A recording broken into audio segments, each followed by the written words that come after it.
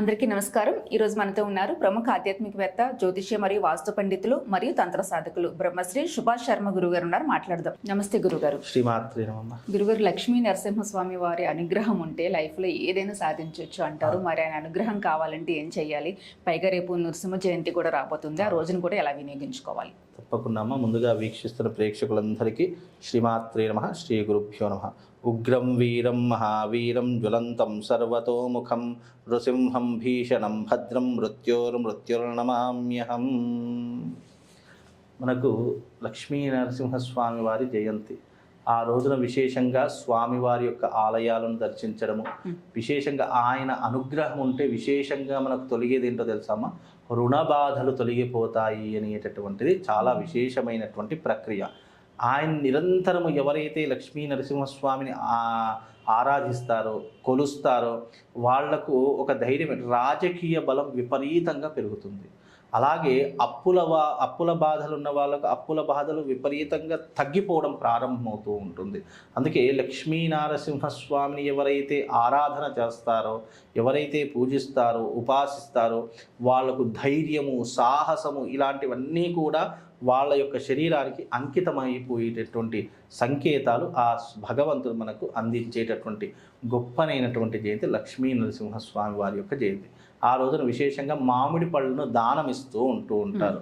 ఆ రోజున చక్కగా విశేషంగా బ్రాహ్మణులకు భోజనాలు పెట్టడము, ఎవరికి బ్రాహ్మణుల కంటే దంపతయుక్తంగా భోజనాలు పెట్టి వాళ్లకు మామిడి పళ్ళు, చన్నీటి కుండ దానం ఇవ్వాలి అని శాస్త్రము. ఆ రోజున విశేషంగా ప్రతి ఒక్క బ్రాహ్మణులు కానీ, క్షత్రియులు కానీ, వైశ్యులు కానీ ఇలాంటి ఆచారాలు చాలా మట్టుకు చేసేటటువంటి విధానాలు ఉన్నాయి. కాబట్టి ఆ రోజున విశేషంగా ఇలాంటి దానాలు చేసుకోవడం చాలా విశేషం. ఇక లక్ష్మీనరసింహస్వామి జయంతి సందర్భంగా ప్రతి ఒక్కరూ ఆలయానికి వెళ్ళడము, అక్కడ విశేషంగా యజ్ఞ యాగాదులు చేయడము, అర్చనాది పూజాది క్రతువులు ఆచరించడం, ఇవి ప్రతి ఒక్కరూ మామూలుగా చేస్తూ ఉన్నటువంటి కర్మలు. అంటే ఆయా దేవాలయానికి సంబంధించినటువంటి క్రతువులు చేస్తూ ఉంటారు. కాబట్టి ఈ లక్ష్మీనరసింహస్వామి జయంతి రోజున విశేషంగా మీ ఇంటికి బ్రాహ్మణ దంపతులను పిలిచి భోజనాలు పెట్టండి.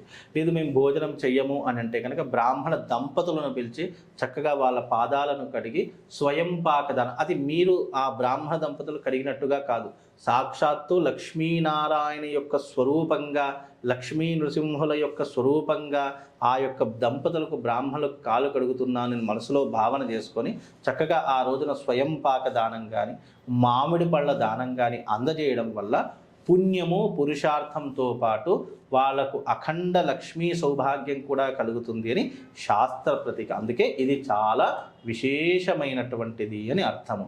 అందులోనూ ఈ వైశాఖ మాసంలో వైశాఖ మాసం వచ్చిందంటే ఇక అన్ని పండగలు ప్రారంభమవుతూ ఉంటాయి. ఇక ఒక్కొక్క పండగ ప్రారంభమవుతూ ఉంటుంది. అక్షయ తృతీయ మొదలుకొని నృసింహ జయంతి, ఏకాదశి, అలాగే అనేక పండుగలు కూడా ఈ వైశాఖ మాసం నుండి ప్రారంభమవుతూ ఉంటాయి.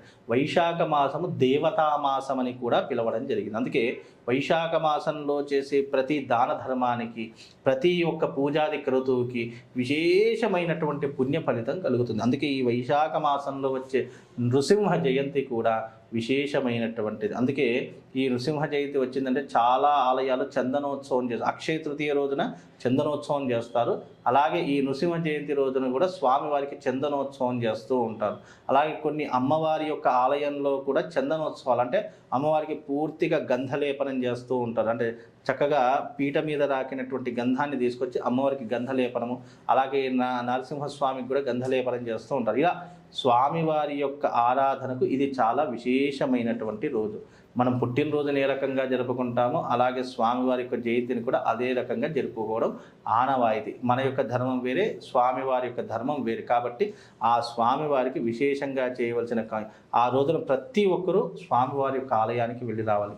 అలాగే ఆ రోజున విశేషంగా స్వామివారి యొక్క మంత్రము ఉగ్రం వీరం మహావీరం జ్వలంతం సర్వతోముఖం నృసింహం భీషణం భద్రం మృత్యోర్మృత్యుర్నమామ్యహం అనేటటువంటి మంత్రాన్ని చదువుకోవడం వల్ల భయాలు తొలగిపోతాయి. చాలామంది కళలు వస్తున్నాయండి, పీడ కళలు వస్తున్నాయి, నిద్ర పట్టడం లేదు, ఏదో భయంగా ఉంటుంది, గుండెలో ఏదో అలజడి అవుతుంది, ఏదో ఒకటి ఆపద వస్తుందని భయపడిపోతున్నాం. అలా భయపడే ప్రతి ఒక్కరికి కూడా ఈ మంత్రము ధైర్యాన్ని ఇస్తుంది. ఈ మంత్రాన్ని మీరు ప్రతిరోజు చదువుకునే ప్రయత్నం చేయండి. తద్వారా మీకు ధైర్యం పెరుగుతుంది, ఆలోచన విధానం పెరుగుతుంది, మిమ్మల్ని ఈ మంత్రం ఒక ఉన్నతమైనటువంటి స్థాయిలో కూర్చోబెడుతుంది. కాబట్టి ఈ మంత్రం చదువుకోండి. ఆ రోజున విశేషమైనటువంటి పుణ్య ఫలితాలు కలుగుతాయండి. అలాగే గురుగారు, నమస్తే. శ్రీమాన్.